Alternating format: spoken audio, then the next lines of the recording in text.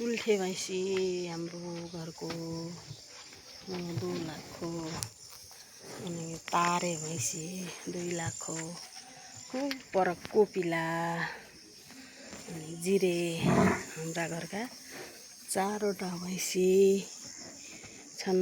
उनका पाडा चाहिँ भित्र छन्।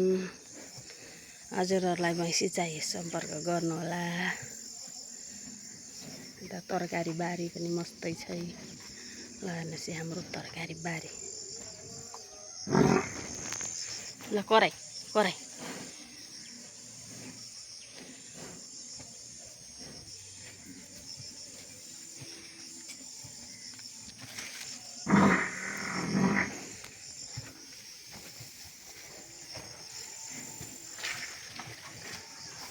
कराई कराई कराई न।